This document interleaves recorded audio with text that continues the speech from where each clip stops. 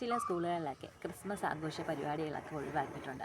അപ്പോൾ ഗ്രൂപ്പുകളിലൊക്കെ മെസ്സേജ് വന്നു, ഇപ്രാവശ്യം ക്രിസ്മസ് ആഘോഷ പരിപാടികൾ ഉണ്ടായിരിക്കില്ല, കേക്ക് മുറിക്കില്ല, അല്ലെങ്കിൽ പുൽക്കൂട് അലങ്കാരങ്ങളൊന്നും തന്നെയില്ല. പിന്നെ നിങ്ങൾക്ക് വേണമെങ്കിൽ അന്ന് വന്ന് ഇവിടെ ബിരിയാണി ഉണ്ട്, നിങ്ങൾക്ക് വന്ന് കഴിച്ചിട്ട് പോകാം. ബിരിയാണി കഴിക്കാൻ വേണ്ടിയാണോ നമ്മൾ ക്രിസ്മസ് ആഘോഷ പരിപാടി നടത്തുന്നത്? ക്രിസ്മസ് ആഘോഷം എന്ന് പറഞ്ഞാൽ നമ്മൾ ജീവിക്കുന്നത് ഇന്ത്യ എന്ന മഹാരാജ്യത്തിലാണ്. നമ്മളെ ഇന്ത്യ എന്ന മഹാരാജ്യം എല്ലാ വൈവിധ്യങ്ങളും ചേർന്നതാണ്. അവിടെ നമ്മൾ ഓണമുണ്ട്, ക്രിസ്മസ് ഉണ്ട്, ഈദുണ്ട്, ദീപാവലിയുണ്ട്. ഇവിടെ മനുഷ്യർ തമ്മിൽ യാതൊരു വേർതിരിവുമില്ല.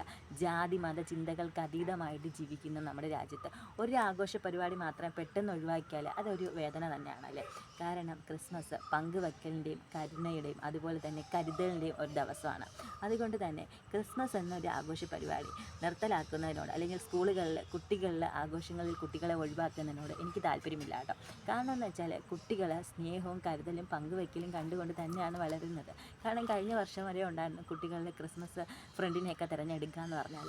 അപ്പോൾ അവരതിനെ ഭയങ്കര സന്തോഷത്തോടെയാണ് കാണുന്നത് കേട്ടോ. ഒരു കുഞ്ഞൊരു ഗിഫ്റ്റ് കൊടുക്കാൻ പറ്റിയാലും അവർക്കത് ഭയങ്കര സന്തോഷമുള്ള കാര്യമാണ്. അപ്പോൾ കുട്ടികളെ ചേർന്നുള്ള ആഘോഷ പരിപാടികൾ കുട്ടികളെ എപ്പോഴും നല്ല മനുഷ്യനായിട്ട് വളർത്തുകയാണ് ചെയ്യുന്നത് കേട്ടോ.